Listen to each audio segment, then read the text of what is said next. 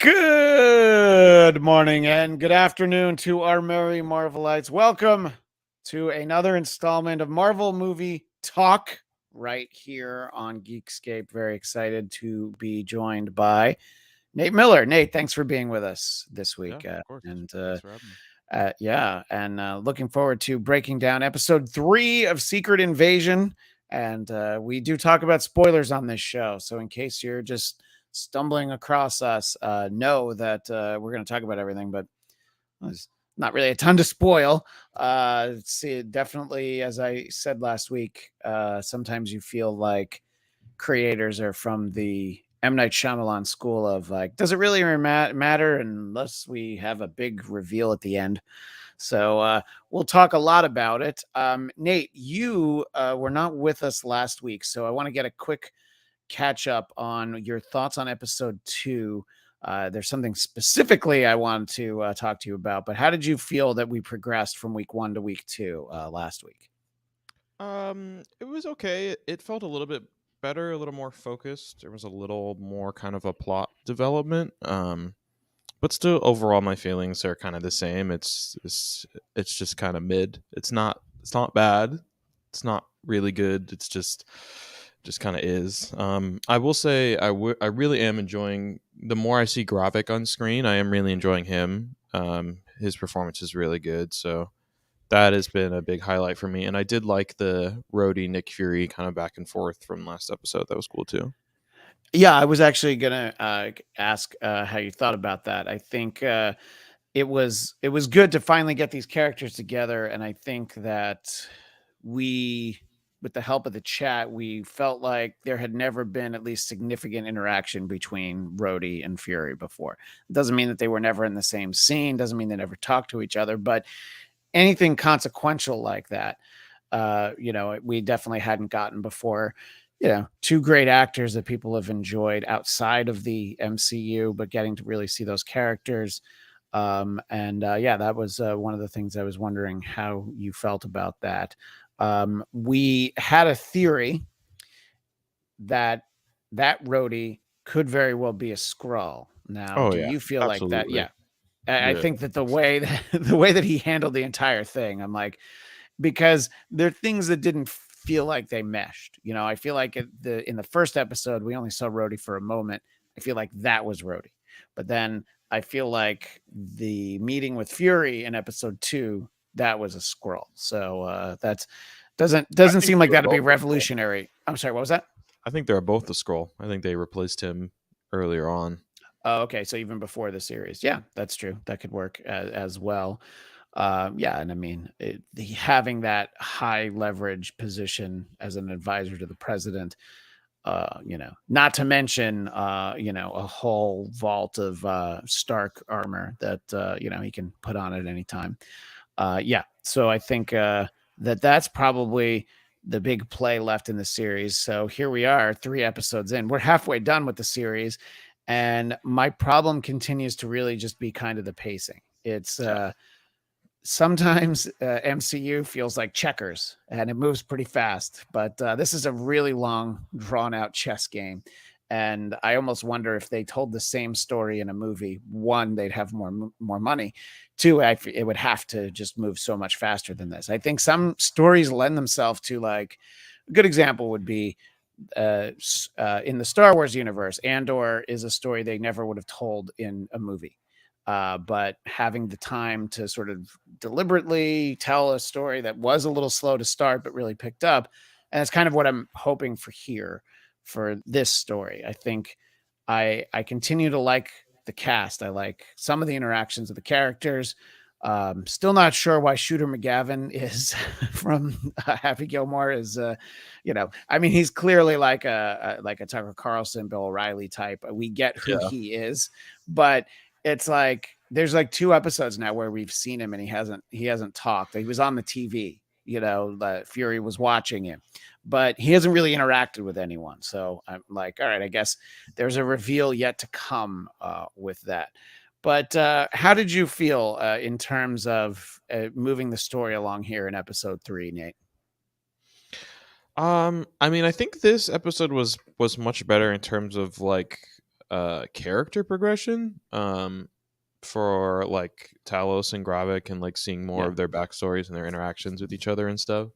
But as far as plot wise, it feels like nothing that much like really happened. Like I guess they stopped that attack, but like the whole thing was just like a ruse to try to fish out the mole. So Yeah. I don't know. Like I with only 3 episodes left, I'm just really wondering like what is there just isn't a clear like what are we doing here? You know, like obviously they want to stop Gravik, but like we don't really have a clear idea of like what his plan is or like who is going to stop him other than like Nick Fury, and we don't know how he's going to do that. Yeah. So I don't know. It just feels like there's a lot of stuff that's got to happen at least in these next 2 episodes to make a finale feel, you know, good and earned. But if it continues this pace, I'm expecting a full on like, oh yeah, this whole series is actually just a lead up to a movie, and we're just giving you groundwork for you have to see the movie to see the conclusion. Right. How a lot of times there'll be the comic book tie-in to a movie that's really just a prequel to everything that happens. It's like, well, we're setting it up, and you can still enjoy the movie without this, but here's a little bit of background. I wanted to share a couple comments from the chat. Daniel Drew, even though stuff happened this ep and that big thing at the end, not a lot happened. And this is halfway through the season. That's sort of what we're talking about. You know, it's sort of like we're taking stock. We are halfway done. And it's not that hard to recap everything that happened. What Nate was talking about, I think that stopping the missile strike was significant because it's like if they're in the first 3 episodes, there's 2 attacks that they're aware of ahead of time and they're not able to stop either of them.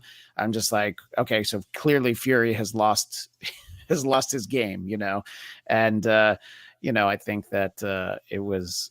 I mean, I don't know. It would have advanced the story, I guess, at a certain point. But at the same time, it's like it's good to see that the counterintelligence that we've established in the MCU is still able to prevent things once in a while.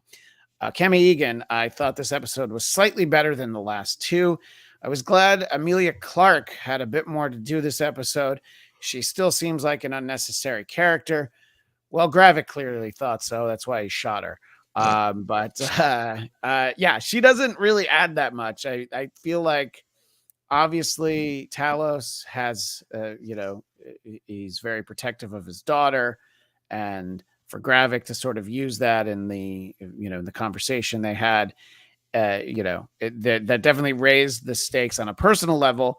But yeah, I continue to be underwhelmed by her character, who I'm just going to assume is not dead, by the way. She got like 1 shot in the gut, and you don't cast an actress from Game of Thrones so that she can get shot halfway through a series, or, you know, killed halfway through. She got Yeah. shot. So what did you think? Cammy brings up an interesting point. Do you feel like we got more out of Amelia Clark? A little bit. I feel like that like the character I understand the function is like Talos from the movie is like our liaison with Nick, right? And so he needs some type of emotional attachment to the situation outside of just like it's a scroll situation. So I Yeah. understand the inclusion of Gaia, especially with her being in the movie before, like it makes sense. But I do feel like if they didn't cast Amelia Clark in that role, that it would have been a much smaller part. I think they added some extra stuff to give her kind of more padding for a character that doesn't really have. I'm just very confused. Like so now she's like full on double agent with him. Like, was she that before? Was she just pretending that she switched sides? Like, their confrontation in the sewer was also really confusing too. Like, so I'm not sure. I don't know. I mean, it was nice to see more of her, and to see her actually kind of do something that advances the plot. There's no way that she's dead. Like that would be Right. crazy. It's almost like if they had, you know, cast an unknown actress, you might consider the fact that she might be dead, but it's almost like you're watching an old episode of Law and Order and a decent sized star is in like the first 5 minutes, and you go like, well, I bet we're not done seeing that person who seemed to have an ironclad alibi, So yeah, I expect that she's here so that we can get more of her. But I had the same thought that you did, Nate, in terms of like, hey, I need this piece of information, and she's like, I'm going to go get it. It's like at the point where she's like going to leave afterwards, but I didn't feel like we were building towards that with her character. I didn't feel like she was about to leave. My understanding was she felt like there was more good she could be doing being on the inside, and Right. to rush downstairs. I mean, obviously you wanted to stop the attack, which, the code word being the one word that I would have guessed, the name of his son. It's just like, Okay, hey, why but don't they try that? Why don't they try the name of the kid? See so if that does. was the kid a scroll too? I thought he Like, was, but why did then the scroll dad care about, like, was he just acting? He was like, "Oh, they don't know I'm a scroll, so I'm going to pretend like I really care about." That doesn't make sense cuz he caught Talos. So like, yeah. and the guards were scrolls too. That part was very confusing. Yeah. No, I agree. And I assume when Talos walks past the kid and doesn't do anything, that, all right, well, he's probably going to regret that. But he doesn't reveal himself to be a Skrull at any point. So why? Yeah. But I mean, I guess maybe the question is, how long has this Skrull been living as this human? Has he been living as this human for 20, 30 years? And then, this is technically still his child. But I agree.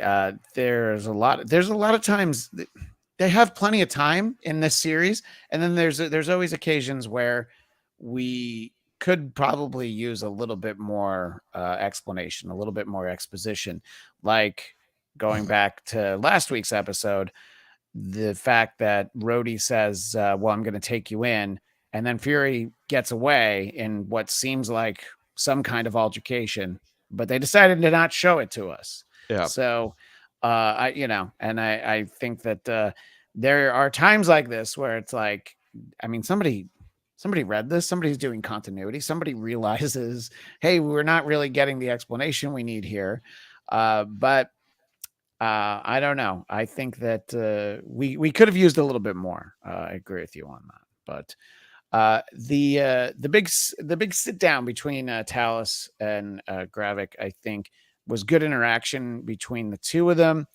And again, though, it's an example of how this show just continues to feel really small. I mean, so they're in a museum, they're in an art gallery, and then it's like, then we're gonna go sit in the cafe. And it's like a lot of these sit downs happen in restaurants or train cars. Like the big character moments are all happening in smaller places. They're not happening outside. And it just comes back around. I was on a text chain about this show with some of our friends from Geekscape, actually, and it just always feels small. I mean, they had a big explosion at the end of the first episode. Even that felt small. The Yeah. most significant thing that's happened in this show is that they killed Maria Hill. So that's the consequence that we've gotten from this show. Everything else seems not insignificant, but it's all ancillary. It's like, I agree that this feels like they're just built. Even if they close the book on the Secret Invasion story, it's going to set up some other, Skrull war, or a new Kree Skrull war or something that will happen on the big screen. And did you continue to get the same kind of feelings as I did throughout this episode, Nate? That there's edicts on how much this show can cost, and they're striving to come in under budget as opposed to going over it. Yeah, I mean, that was like that so far. I think that's probably my favorite scene. Two great actors, and you kind of actually get some of the gravity of like the history that they have for each other and stuff. And one of them is like a young, upset, angry, rebel soldier guy, and then the other one is a older, like experienced, kind of jaded general guy, and that was really cool. But the whole time I couldn't help thinking, like, if this was in the comic, they would both be in their scroll forms right now and like having that discussion. And I'm like, okay, well, they're in public, so they gotta. And then all of a sudden, no, actually they're all surrounded by in the Fight Club moment of like, no, we're everywhere. Like, Yeah. okay, well then why aren't you all just being green then? Like, I know Yeah. it's a budget thing, but you're talking about scroll issues and like all this like heavy like, oh, we want to live here and the humans are terrible, but also we all just want to look human and act human all the time. Like, at what point is there even a reason to take over the planet if you're already all living there and you're already all in positions of power and you're already past like looking like everyone else? Like, for what? For why? Right. Yeah, exactly. And, obviously that's a great way to characterize it. It's the Fight Club moment, but it's important to remind everyone that the first rule of Scroll Club is that we don't talk about Scroll Club. And I keep getting thrown off by the actor who plays Gravik because his name is Kingsley Ben-Adir. And it just won't stick in my mind because if you put the words Kingsley and Ben together, I think of Gandhi or the Yeah. Mandarin, I suppose, as well. Yeah. But for in terms of his most consequential roles, and it's I personally I don't think I've seen him in anything, but he's great, and I'm glad that he's getting a lot of time to shine in this role as Gravik, who feels like will be a character that will translate to the big screen, and I guess you could have had like a different dynamic if this was Telos's son who started the rebellion instead of his, well, literally rebellious teenage daughter who stormed off at some point. No, maybe she was in her 20s, but so yeah, I think that I like these scenes, but I feel like this show feels small, and I've said this in our past recaps here, that the earlier Marvel shows didn't really feel small like this. I mean, the one to compare this to that makes the most sense is Falcon and Winter Soldier. And I just didn't feel like that show felt small. I mean, especially some of the sequences in the first episode, but they had some fairly exotic locations, and you didn't feel like they were cutting corners. This one, as I've said, you can see all the corners that were cut throughout the course of this show. But look, maybe they're saving some of those funds towards the epic finale that we're really hoping for. I want to talk about the character of, well, basically Fury's wife, and our friend Eric, who may or may not be able to join us today. He really felt like he messaged me after he watched it. He felt like this episode. So the way she was in the second episode, it was like, oh, hi, honey, I'm home. Oh, here you are again. And then in this episode, she's like very angry that it's like, you've been gone for so long, and it seemed a little bit inconsistent from the two, and granted, it's a very small reveal at the end of episode 2, but it almost feels like they changed showrunners mid-season, which they did not. This isn't Hawkeye. This isn't one of the shows where they did that.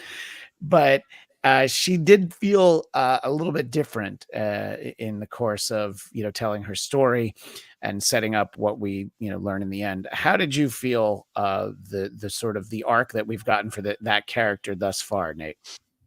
That's interesting that he said that, because anger is not really something I picked up on there. I felt more like, I don't know, just kind of resolute in this idea that she's known Nick for years and they're married, and even before that they worked together in Shield as part of his secret spy network thing. So I feel like she is not surprised that he did not come back. Like, she's definitely hurt from it, but I feel like she, after going through what she talked about of like thinking he's dead and then the blip coming back and then living with that realization of like, oh no, he's just not coming back because he's doing Nick Fury things. Like, she didn't seem happy about it, but I didn't feel like the tone changed that much. Like, it felt like she was still excited to see him, but just, also understanding that like, all right, well, if you're here, you must want something because that you're Nick Fury and you don't, just hang out with people. You use people to get stuff done. Right. And I mean, she sort of alludes to it when she's speaking to him. And then we sort of see in the end that she has definitely moved on because, she's asking to speak to Gravik, but she's not going to get to. And I feel like there's other places to keep a gun than a safety deposit box that requires 2 keys, you know? I mean, I don't know. I don't know what country that is. I guess if it's in the UK, I think you It's can not in own a gun, America, but that's for sure. yeah, it's definitely not America. So, you know, the fact that there's a gun in there, I'm like, okay, that's like, I was trying to think of like, you know, before she opened it, I'm like, what could be in there? Hey, could it be one of those 90s pagers that calls Captain Marvel? I was like, that's unlikely because I feel like we would know if Brie Larson was in this show. Although I guess technically we didn't know she was in Ms. Marvel. It just seemed to make sense that she showed up at the end. But in any case, so we get this gun, and I mean, are we going to assume that she's supposed to kill Fury, or is she supposed to carry something out? Where did your brain go when we got that reveal, Nate? I assume that she. Well, first it was like, oh, okay, he was right. She is in fact working with Gravik. Um, and then, I mean, I didn't really even think about it more than that. Yeah. But if I had to guess, I would assume that she's going to be tasked to like kill Nick because she obviously could get closer to him than most other people can. Yeah, I think that that seems to be the most likely result there. This is, I think, one of the headaches though that comes with an espionage story where you have an infinite amount of characters that can become other people. Because why? If the point is to get her to get close to him, like why not have literally any other scroll? Why not Gravik? Why not Gravik himself turn into her and then kill him? Like there's so many things that don't make sense in the full context of anybody could be anybody. Like they pick and Yeah, choose where they want to use that, but there's just and there's also do I feel like they implied before that scrolls can tell other scrolls when they're shapeshift, but then also with that scene from this episode where Gaia, changes to the old man and then drops the phone and then does the switch back, and he's like following her back, and then he sees her like standing outside the car and sees the guy, and like we all know obviously like she did the shapeshifty thing, but he's like, that's a little weird. Like, so can he not tell then? Is it not a like 100% thing? I'm very fuzzy about that part. yeah. I mean, the ground rules have not been laid down appropriately, and it's almost like, you know, oh, do scrolls have a scent that only other scrolls can pick up? So you kind of know. But also, in terms of Talos, if they can shapeshift into anything, of course, any scroll could assume Talos's human form, and that would also be a very convenient way to kill Nick Fury. You know, I Yeah. mean, it's, you know, doesn't matter what the situation is, doesn't matter where he is. I think if his wife shows up somewhere, then he's gonna maybe think that something suspicious is happening. But you know, like if that hadn't actually been Talos in that pub eating that, well, I guess that was a British breakfast, and that Fury commented on, you know, that would have been an easy time to get rid of him. But yeah, I think that the rules for shapeshifting are not spelled out very well, and there's a lot of things that are just convenient for storytelling. It's like, well, we're going to have to wait until his wife tries to kill him, and you know, I mean, yes, if he's interacting with a squirrel that's not Talos, he would be able to weed them out, but at the same time, is he going to think to ask any of those questions? You know, like Talos, you know, basically on the comms knows to call Fury Nick because then he would suspect that something was wrong, you know, or even if that was the No, other I think scroll. the other guy Yeah, did his imitated his voice, yeah, which and again called him is Nick. like okay, cool, very interesting concept, but Yeah, then it's not followed through. It's used for that specific thing to get him in the room and have him or have a reason to know that it was a trap. But like if I feel like if they had spent a little bit more time, and maybe this will come later, but kind of more diving into the relationship between Gravik and Nick and why Gravik has like some type of personal vendetta, because of them not finding a planet and like I'm gonna do all this to your planet and I want you to stay alive to watch and suffer kind of a thing. Because without that, like if Rhodey is a scroll, then why didn't they just kill him there? Why didn't Gravik just kill him in the square when he shot Maria? Like it doesn't make any sense for why he would just be allowed to live. Now, um, I have seen a couple different theories, and they're all like very, I would like some of them to be true, but I have no confidence in any of them. But if there is, I've seen one that this idea that maybe Nick is a scroll and he's been replaced, and like either he doesn't know or he's playing some type of weird, like Nick is actually still in space and he sent a scroll down to like impersonate him to see what's going on. Um, but I just feel like there's just not a lot of explanation as to why a lot of the decisions are being made. It feels like we're working backwards for a lot of stuff. Like this has to happen. Okay, so for that to happen, this has to happen. Then for that to happen, this has to happen. And then when we're watching it front to back, where it's like, okay, well then why is this? And there's just a lot of parts that just don't really connect. Right, and I think that were that theory to be accurate, and this Fury is actually a Skrull masquerading as Fury, with his blessing, it's a cool reveal, but then does it suit the story and everything that we've gotten already? And Mm-hmm. it's, I alluded to the M. Night Shyamalan school of storytelling, and sometimes, you put way too much weight on the surprise reveal without actually thinking about if it suits the story. So, I would like to think that this is our Fury. I mean, because he should come back to Earth for something. But I guess we'll see. But yeah, I think that I don't know. I personally think this really is Nick Fury, but there are a lot of other characters that like Rhodey. I'm not convinced, and I still think that Olivia Colman is a squirrel.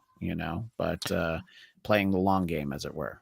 I know that they've said that like the directors specifically didn't read the comic books and they're trying to make this its own thing, but especially with them kind of mentioning the Super Scroll program a little bit and inferring that some of the scrolls, like we saw Gravik with the hand repairing, which looked like Extremis, so like, which is odd to me because I felt like Extremis was like a nano technology and not a power, but we'll just hand wave that away. But with them introducing that as something that probably will happen and be a big deal in the future. One of the other plot points in the comics outside of the Super Scroll stuff is this idea of these like sleeper cell units of these people who are scrolls and they're living this life, but they don't realize that they're scrolls until they get like the activation command or something. So I think that would be a very cool plot device to inject into this, but then also you'd be adding a whole bunch of like, okay, well then when did the switch happen, and adding a whole bunch of questions that I'm not sure they want to answer. But Right, and then I guess that could go back to sort of, with the house they broke into, that this guy had been a scroll for a long time, possibly. So yeah, if you have people who are, if you have scrolls who are the sleeper cells and have been for quite some time, that could be a good reveal. But I don't know how many more layers they want to add to this story now that we're already at the halfway point. And yeah, this episode was 10 minutes shorter than the two previous ones. that's the other So thing that felt weird too. When I opened it up, I was like, oh, the last couple ones have been like an hour, and yeah, this is not. yeah, yeah, I And know. it felt like it too. It felt fairly quick, which I mean, I guess is good pacing, but just in the scope of the other two episodes, it was just like noticeably shorter. Yeah, no, I definitely agree. Our pal Kame Egan. I expected this series to keep me on the edge of my seat, but I'm finding it more predictable. Yeah, I mean, I think other than the death of Maria Hill, there haven't really been surprises. I mean, it's minor surprise, like, oh, okay, Fury has a wife, but they haven't really taken the time to make us care about her and to feel her betrayal. But and Craig Robinson from across the pond, where breakfasts like Talus's are an everyday occurrence. There is a trend occurring with the Marvel shows. Yeah, I mean, I think that they're doing quite a few of these shows now, and they're definitely less special as we go along. Daniel Drew with an interesting theory, invoking a series that I mentioned earlier. This show should have been similar to Andor in focusing on Fury realizing the invasion is happening. It should have been 12 episodes to emphasize the long game. I personally haven't seen anything that made me feel thus far that this story should be longer. But I think if they did want to make it on more of a grand scale, 6 episodes would have been, a nice canvas in order to paint. But I'm just not feeling that they really warrant more to this story. But ask me again in 3 weeks, and I might feel differently. But Daniel also says they should have thrown a ton of budget at this show. It should have been an event series. Yeah, I think that a lot of people are feeling that way, and like you said right at the beginning of the show, Nate. It's interesting. It is definitely not bad, but it's not great. So I at no point have I thought for even a second, like, I don't really care how this ends. Not just because I do the show. I'm interested enough to see where the story goes. And I think that Craig actually had a funny comment. I did enjoy Fury counting in that hostage scene with his gun pointed at the guy. Just needed to say what again. So yes. Sometimes you can't put all of Sam Jackson's previous work behind you. But yeah, I don't know, it's a fun character. I think probably consistently through the 3 episodes, the interactions between Fury and Talos, it's sort of like excuse me, they're like the Lethal Weapon scenes, where it's like, oh, it's just the two of them. They have been partners for so long, they know each other so well, and it's basically like spouses bickering, and I'm enjoying pretty much all of that, and I think that Amelia Clark's character is still the weak link. I just feel like she's not working, but we've got half a series to see where that goes. And It's interesting to hear you say that, because I feel like Nick Fury is the wink link in the show. I feel like he's the least interesting character of everybody that we see, and as cool as a nerdy Samuel L. Jackson fan as it is to see like that Samuel L. Jackson just come out of that interrogation scene, like that is the opposite of what I want for a comic book movie with right. someone portraying a character like Nick Fury. Like, be Nick Fury on the screen, not Samuel L. Jackson with an eye patch. Like, I love Sam, he does great stuff, but also I don't want to see him play himself in everything that he's in, especially not this. And I want to say too, I think that 12 episode series, like, knowing now that they took this was supposed to be like a movie, and then they kind of expanded from it, it makes kind of sense. I feel how there's like a through line that kind of makes sense, but there's some stuff that's added that it feels like they just kind of padded out to make it fit 6 episodes. But I feel like if they had done this where, just go all in on the de-aging tech, it actually looks pretty good, I think, in the last couple episodes with Nick. Yeah. Give us, like, if they had done the Andor, 3 or 4 sections, basically, where you give like 3 episodes of Nick working with the Skrulls in the beginning, building his empire, right? And then 3 episodes a couple years later in the middle where they're fighting some other event, and you notice that like Gravik starts to have like some issues, and we start to see this kind of rift in the community, and then skip a couple more years and then get to where we are now, and like have that realization of Nick going like, oh shit, like this is bigger. Like, I've been so distracted with my stuff that I haven't seen how large this problem has gotten. And then we get in this issue that we have now, because it just doesn't. I said this before in the first time. Like, there has not been enough of Nick Fury doing spy Nick Fury stuff in the movies for him to have the like reputation that everyone has for him, that they carry over from the comics of like, oh yeah, that's Nick Fury. Because then in the show, he does stuff that's like, like there's no like you said, of him leaving that meeting with Rhodey, secret security outside, all that stuff, no problem. He's like, all right, well, actually, you're not going to bring me in. I'm just going to leave somehow. I'm just going to walk and sit down on a bench. Clearly I'm tired, but we don't know why.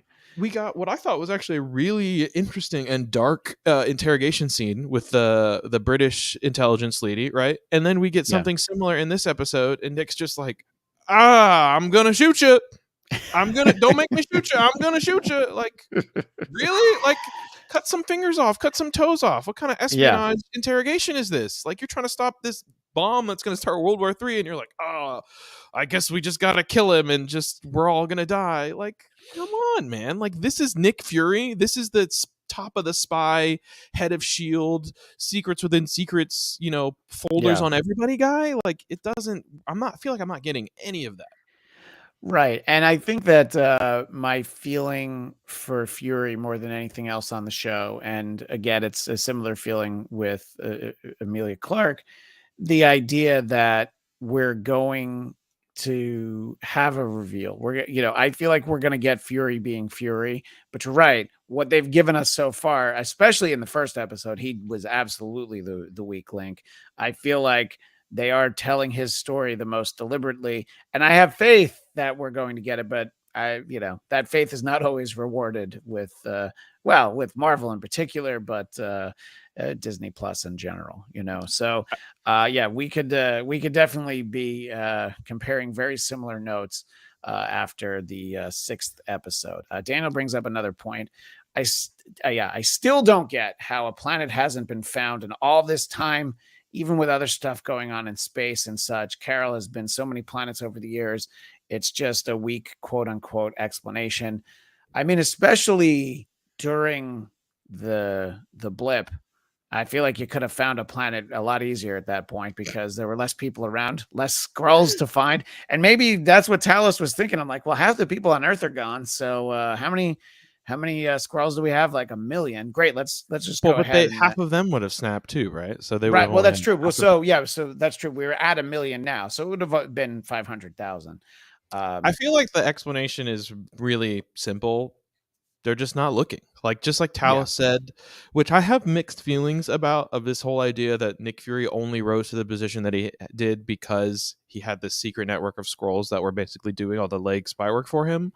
Yeah. Conceptually, it's kind of cool within the series. It makes sense with the timeline and stuff. But then once again, so Nick's not really smart. He's not a good spy. He just happened to form this relationship with these alien people who just do all the spy work for him. That's kind of Yeah, I mean, I think that we've seen relationships like this before where any kind of government is like, oh yeah, we'll help you with that thing you want. Can you just work for us for a while? And then you're like, yeah, but what about that thing? Oh yeah, we're totally still working on we're that. getting Yeah, I there. think that. Yeah. We're gonna get you those reparations. Speaking of supreme procrastinators, making an appearance now on the show, the one, the only Count Eric Connor, who the names don't show up actually on the show, but he is listed as Sam Owl Connor, the owl that has been dubbed Nicholas Fury, henceforth. Eric, we've been talking. I know while you've been shaping the minds of future filmmakers who perhaps might have bigger budgets and better outline stories to work with. God, I hope so. But most likely, probably not. But look, to basically sum up big picture, both Nate and I feel the show is not bad. It's not great. I'm not excited where it's like, I can't wait to see what happens in the next episode. It's more like, oh boy, I really hope they show me something in this episode that is going to give me the indication that that's going to be the kind of story that we feel Secret Invasion should be. What did you think of episode 3? And I'll start loading up all those pictures you sent to me, but give us the big picture, for the big photo finish of what you thought of this episode. Yeah, I've been a little more of a defender of this show. It feels like me and Michael Shirley forming an unlikely sort of alliance, not unlike the Krees and the Skrulls. We basically have lined up on this. But this third episode, I don't know. I had sent you a note about this, Christian. It felt like a new person was at the helm, because I feel like they literally changed characters from episode 2. So two things that you're sort specifically referring to Fury's wife, right? Well, that piece, which was end of episode 2, was oh, hi, honey, I'm home. Put on your ring. Yes, dear. And let's get a little something going on. And that felt great. I liked that. And then the next episode, it was almost like it was just a different script, a different thing, where all of a sudden she's like, where have you been for 3 years?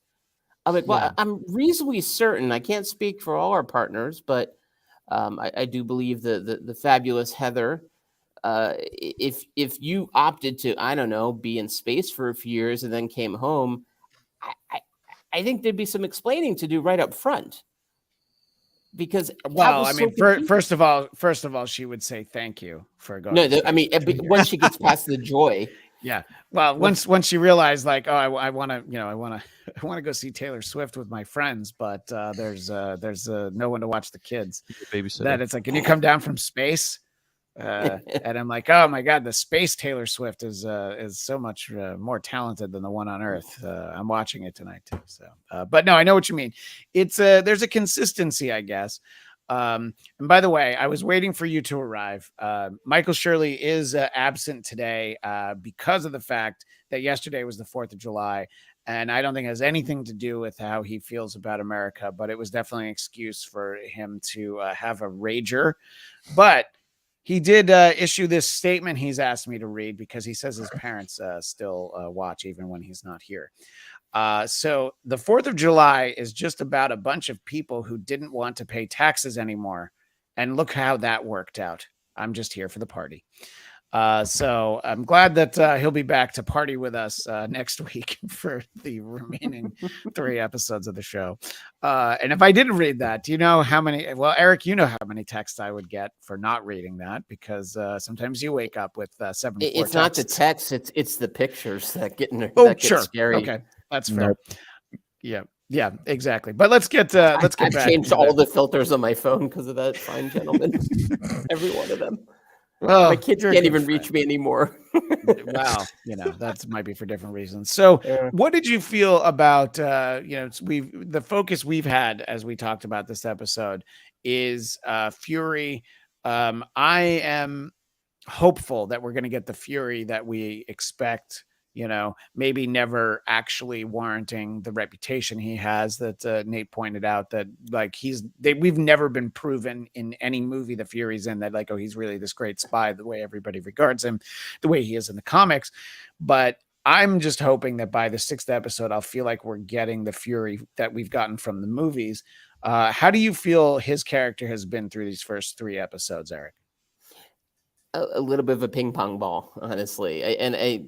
And Nate, you brought up such a great point. It's like, yeah, so he basically had a cheat sheet, which is what made him a great spy for 20 some odd years. It's like because he had the secret pass, like that doesn't track at all. I mean, and again, there's the comic book, Nick Fury. There's this version of Nick Fury, but the truth is, like, he always seemed like the smartest guy in the room, a bit unflappable. But the idea that, think of those first few movies when he would show up just a little bit at the end, and yet he had such a presence over the whole thing. Like he was shaping them to form this group, and even using Coulson's death to his advantage. Like he's a savvy guy and tough as nails. And so this idea, like, without us, you're nothing, doesn't quite make sense. So it just feels like a hodgepodge. Again, he's so good as an actor. Ben Mendelsohn and Olivia Colman, they're amazing. But just every scene there, it feels like a different writer has taken over without the sense of a showrunner who's connecting all the dots here. And that's the thing I am surprised by, because even the shows I wasn't as crazy into, at least it felt like came from some kind of singular vision. Mm-hmm. This show is a little bit like, I don't know if maybe the Skrulls have taken over the writers' rooms or something. it doesn't quite track. That poses a great question. Are the studios hiring Skrull writers to replace the writers that are currently on strike? And if they are, I don't think anybody would be surprised to hear that that's what's happening. Like, hey, how are we getting all these episodes here? So, Eric, you shared some images that for our visual listeners, we will, or our visual audience, we can show, but we'll describe it for our audio listeners. So you have the service record for one of the military members that was impersonated. And now I'm not quite sure why you isolated this. Is it because he looks like Principal Strickland from Back to the Future, or I'm not quite sure why we have this gentleman here? I thought he was. Thank Jeffrey you. Rush. I'm very proud of that. Oh, no, it's a good pull. The good pull, brother. I thought it was Jeffrey Rush. And they lingered on the photo so long that I'm like, who is he? And I zoomed in. I could see more of the Strickland than the Jeffrey Rush now, I'll admit. Yeah, now that it's zoomed in, but although it'd be funny if he now has hair. It's somebody, he got screen time because he's, somebody's uncle, most likely. I hope it's probably so. one of those things. But they lingered forever on this, and I'm just like, who is he? Am I supposed to know him? I bet Christian knows who he is. I bet Nate knows, and I don't. And then I felt small. No. And then you have this moment. Connected to the next one. Yes. So it is a quote of Jules Winfield from Pulp Fiction. A dog's got personality. Personality goes a long way, which is, of course, the conversation with Talos. I was calling it sort of a Lethal Weapon vibe, but it's a Jules and Vince from Pulp Fiction. They've seen some shit together, basically, and that is a more apt comparison. Yeah. So, I clicked on the image in the wrong way, but you had some more pictures, but we'll get to those. No, it's all good. But the other that moment where they're talking about dogs, and I think part of this too is, those scenes don't always work when it's Ben Mendelsohn and Samuel L. Jackson. I think the one in the train, which I compared to Before Sunrise last week, like. Yeah, that's right. It was like, what are they talking about? Boy, did you miss a show, Nate? But they really have an interesting chemistry, though. I mean, that's something that, I can't imagine both these characters are going to be showing up again together in a film, but there is a potential great enemy mine kind of like buddy comedy that could be made of the two of them that I would love. If anything, I wish they almost just did that as Secret Invasion, but they haven't quite made that choice. I think I was saying that I'm enjoying the scenes with the two of them, and it is probably because the actors are great and they're given some slightly fun things to do. I don't know how much they work, the train scene in particular, but the driving in the car and you'd still be at a desk if it wasn't for me. Thought that was put some interesting context in there, and it does support Nate's belief of how great of a spy really is Fury. Imagine if he never met any Skrulls, Coulson probably would have been his boss, so, so then you had an image of a car on a very dark street that I'm just, I can't wait for you to tell me what it was about this that you wanted to share. Honestly, it gave me serious opening of Harry Potter vibes. Okay. It's a little hard to say. I apologize. The image is kind of dark, but the street reminded me. And then here's your new namesake, though, the Sam Owl with the eye patch on. If they're going to make one product from this for the holiday season, it better be that. Oh man, could you imagine? I'm going to try and find an owl like that and just throw an eye patch on it. No, I'm waiting for the Lego Skrull Dirty Bomb playset. It's just like 7 pieces. It's like barely. Yeah. It's barely anything. But one of the 7 pieces is a bloody Colby Smulders. Dead Maria Hill. A smoldering Smulders, as it were. Nate referred to this as like a Fight Club moment when Talos is surrounded by Gravik lookalikes. But what was it about this image that spoke to you, Mr. Connor? Well, 2 things. One, it was Matrix 2. It very much was a Million Agent Smith. Mr. Anderson. Yeah. Yeah. Okay. And then the second piece was I got more excited about the idea of the Skrulls Cafe, where all they do is hire Skrulls. Only Skrulls go there and no one else. Okay. And then I got a deep dive into that thinking of what's their food choice and the idea too of how does he show they're all Skrulls because they all turn into him, as opposed to, which is a little egocentric, as opposed to they all just turn into Skrulls. I mean, it's a great point. They should just show their Skrull form instead of all showing. It also opens. Go ahead.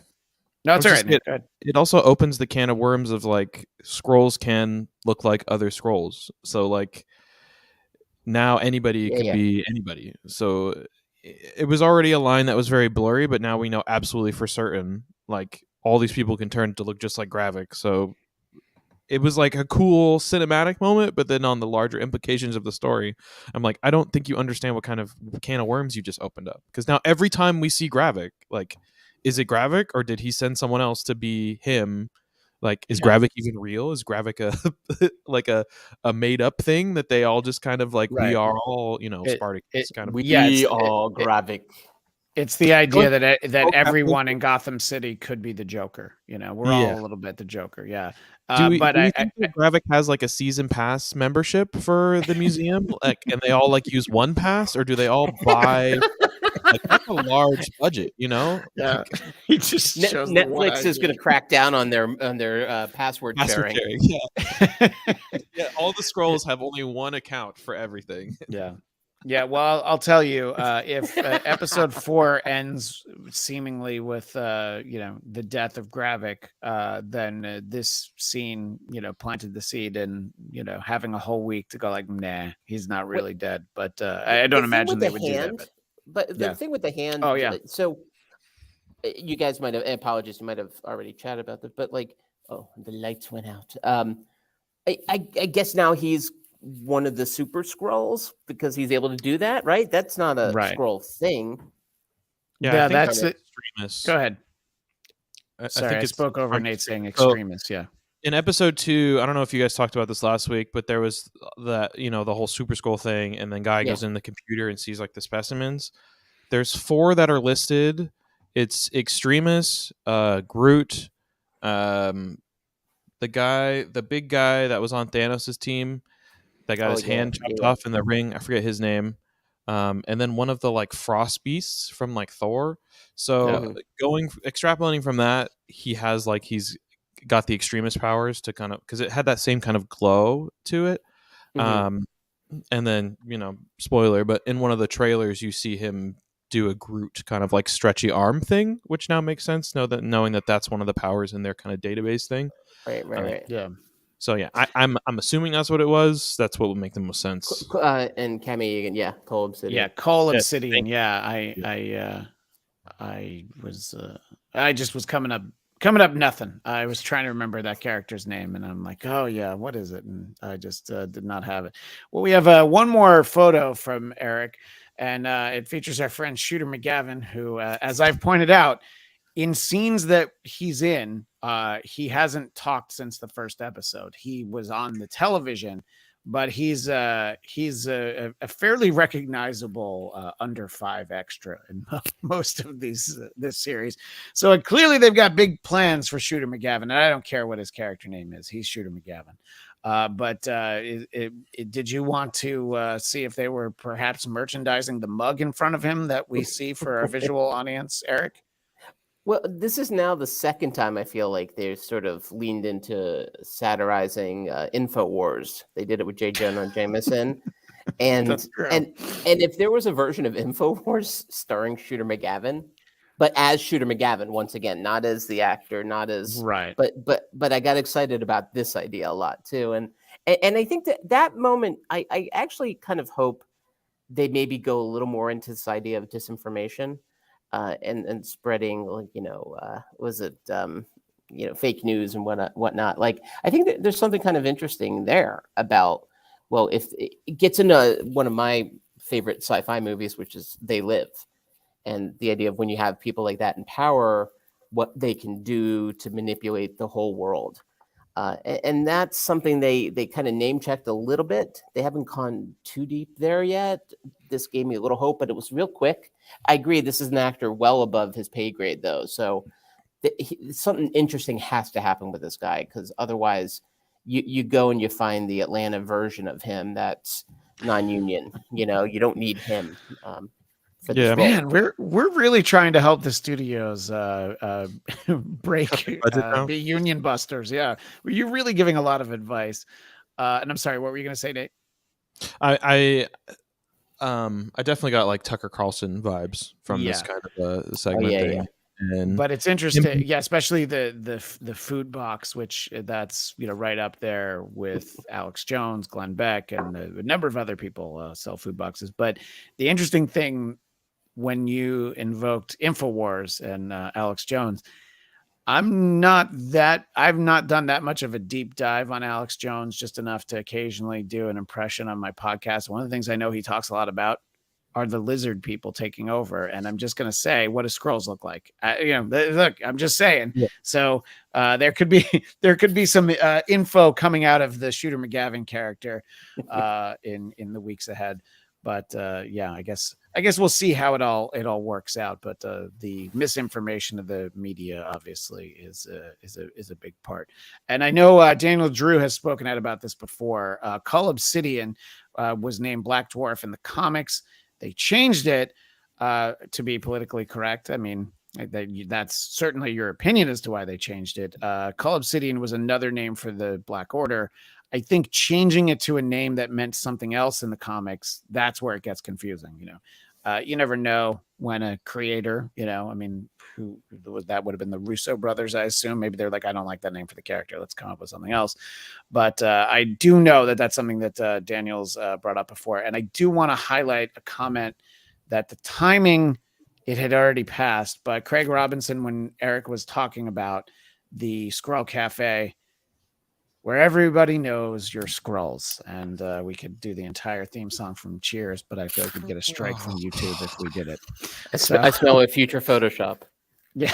Oh my gosh. Yeah. That would actually be great if you would do that. And somehow across the pond, they know Cheers just as well. I thought that all that it was just reruns of Faulty Towers. So I'm glad to see that. That Cheers knows no borders. So as we wind down, gentlemen, and we look ahead we are at the midway point of the season. We've got more to come. Nate, in your most optimistic, most hopeful moment, what do you hope that we get these next 3 weeks for Secret Invasion? I keep staring at this picture behind you of this like half Skrull, half human Nick Fury, and I am feeling more and more confident about my theory that the Nick that we have seen so far is actually a Skrull and is not Nick Fury. And so I'm hoping next episode, right off the bat, real Nick Fury comes and he's like, "You're doing a terrible job of impersonating me. I'm gonna take over," and then like the whole tone of the show changes, and that's what I'm hoping happens. I don't know, Yeah. like there has to be some type of. I'm assuming with the structure that 4 and 5 have to be the most like heavy plot, moving stuff, and then in the last episode where we get kind of our resolution into, tie-ins to the next movies or whatever. So I feel like the next episode's really like a make or break it kind of thing. Like so far, it's been okay. We've talked about this several times. It's not bad. It's not good, but it's not bad. And if the next episode continues that, I think it's the show's kind of be dead in the water. So hopefully there's some type of like, oh, okay, now things are starting to make more sense. There's a little more energy moving forward. I'm invested in the story.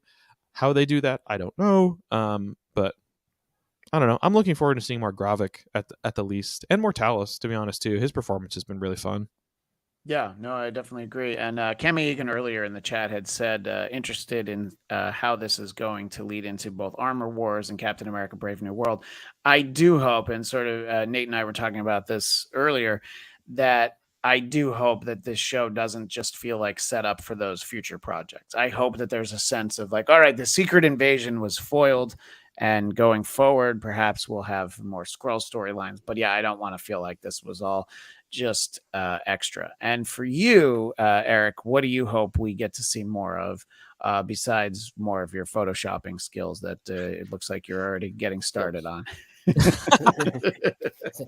We use the word skills too much in this world nowadays. Like the word I'll put it as the virtual background behind me next week if you do. He didn't say what skill level it was. He just said that is valid, right? Yeah. Novice it's is like using the word strength.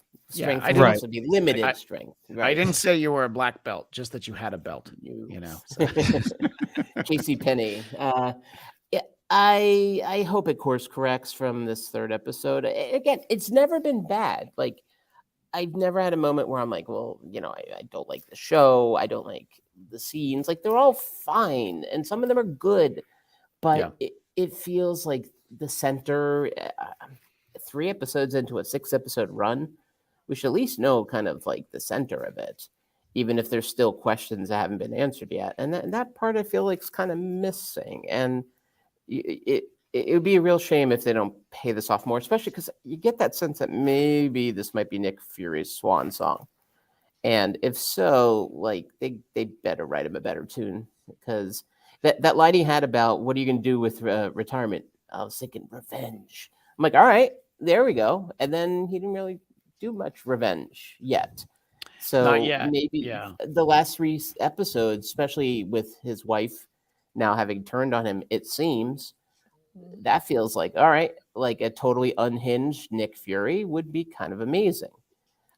And we've seen him kind of be on the run in Captain America Winter Soldier, but him actually just kind of like at his wit's end, like that we haven't seen. And that would be it'd be kind of fun to explore with him, seeing how dangerous he could be once he really is sort of like unleashed. And so I hope we get more of that, more of the Samuel L. Jackson we all been wanting, that we've only gotten taste of in MCU, but we know, you know, if someone's gonna do vengeance upon thee, he's the guy you want. So more vengeance. More vengeance, less diners. And Yeah. Daniel said, I had hoped the show would have gone through the phases showing us Skrulls infiltrating and influencing some of the movie events somehow. That would actually be a very cool sequence. And you know, again, we talk about how budget conscious it is. I mean, you're just inserting like a shapeshift into existing footage. That would actually be pretty cool. Daniel says that this can't be Fury's swan song because this leads to him being in the Marvels, being his normal self. Yeah, I mean, we can assume all sorts of things, but Unless he dies and gets replaced by a Skrull. Or Nate's point, we see him die in this, and then that's when we find out in episode 6, like, oh yeah, this actually wasn't Fury all along. Yeah, I'm hoping that that if we get more surprises over these next few weeks, that they at least make sense. You know, take the time to, if this is not really Fury, definitely take the time to explain it to us and make it seem cool. And I assume, Eric, you're of the same mindset that Nate and I were earlier in the show, that Amelia Clark's character not dead, just one shot in the belly, and then he drove off. So, but didn't one shot in the belly kill Kobe Smulders? Well, she's not a Skrull though. Oh, that's true. But still, belly shots seem to be pretty lethal in this world. All right. So well, we will. I agree, though. I if that was it for her, man, her agents really gotta be a little smarter. She needs new reps tomorrow. Continually getting poor character endings. Yeah. What did Michael call her last week? She's nothing but a franchise girl. Yeah. Right? Well, I did talk about, you know, the impact she's had on franchises like Star Wars, being in Solo, and Terminator. I think that one was called Genesis. Where that was rough. Yeah. So, you know, and boy, you can debate as to whether or not any given Terminator film is the worst one, but that one's in the conversation. You want to make the case about the Christian Bale one, that's fine too. But this isn't the show for that. I'm going to leave on this bomb dropped by William Walton, who brought a dirty bomb to the show. What do you think about the rumors that the upcoming Deadpool film will feature appearances from the X-Men, Fantastic Four, and Daredevil from the Fox films? It sounds like a rumor.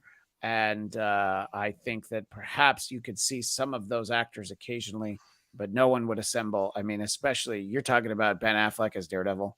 I don't think that's something that I think I could live a long multi-Skrull life, and we will never see Ben Affleck as Daredevil again. Probably not going to see him as Batman again either. But again, a story for another show. If there is one movie that would do that for laughs, it would be Deadpool, because they also referenced Deadpool in the X-Men movies before. Yeah. So I could see that being one of the great very jokes. tiny bit of like, oh, you're not the right Matt or something like that. Right. I mean, in Deadpool 2, he, goes and kills Ryan Reynolds to make sure he doesn't star in the Green Lantern. So yes, anything is possible. I just don't think we're going to get a grand assemblage, but cameos from a couple of different actors, To get Chris Evans as Johnny Storm in a cameo would be very funny to me, and maybe Chris Evans would think it would be funny. Oh, I think he would laugh as our friend Stuttering John says, he would laugh his ass off at that. We laughed our asses off. Yeah, laughed our ass off. But in Deadpool, maybe the greatest joke they had was when they go to Xavier's school and you see like off to the side, like it's Professor X and all the like A-Team X-Men closing the door quickly before he notices them. Right. And I feel like that's in some ways Secret Invasion too, right? It's like you keep looking around like, is Miss Marvel going to show? Captain Marvel, is someone going to show up? But you just feel like they're right off camera, like, oh yeah, and then like fly away. Yeah, so they don't have to. No, exactly. Like Fury puts down his phone, as he's putting it down, it's like, all right, thanks for the help, Captain Danvers. Anyway, it's like the cameo of Kim Cattrall on the Sex and the City show, where she's just going to be on the phone, not actually in a scene with any of the characters. So it's the Three's Company treatment that Suzanne Summers got. It's like you're not in the scenes, but you can be on the phone. So it's like they're watching her scene from Porky's. Well, I don't know where else we can leave this show at. A boy can dream. When we get to Kim Cattrall and Porky's, you've won up my Principal Strickland reference. So we'll be back next week. We should finally be back at our regular time, just in time to only do 3 more shows. We're like we shift our time just like the squirrels. It makes perfect sense. It's the time space continuum, but we should be right back Wednesday at 11 a.m. Pacific, 2 p.m. Eastern. But until then, Nate, where can people find you? Everywhere. Dog like Nate with 2 G's. Come chat with me on Twitter. That's about it. Not that it works anymore, but that's all. Yeah, well, when it does work, you can reach him there. And Eric, when Twitter's working, where can people find you? You can find me at Count Eric Connor with 2 N's at the end, CONNER, and I'm over on Instagram as well. And you can find me Twitter, Instagram at Christian DMZ. And of course, he's not here, but Michael X Shirley on Twitter. Ask him. Well, if you want the answer, ask him what he did to celebrate 4th of July. I'm not going to ask. I saw enough on his Instagram stories that I don't need to know more. And that's just what's public. Anyway, but you can find Michael will be back with us next week, allegedly. And again, I'm Twitter and Instagram, Christian DMZ. Subscribe to my personal podcast, The Blackcast, BLADTCAST. And you'll find some of the some of the recent movie specials we've done, including Spider-Verse and The Flash. And we're going to take a look at Indiana Jones and the Dial of Destiny early next week. So find us over there at The Blackcast. And of course, make sure you subscribe here at Geekscape. There are plenty of great shows, including Geekscape Book Club, where in July we will be tackling Secret Invasion in book form. But that's all the time we have for now. As the great Stan Lee would say, Excelsior!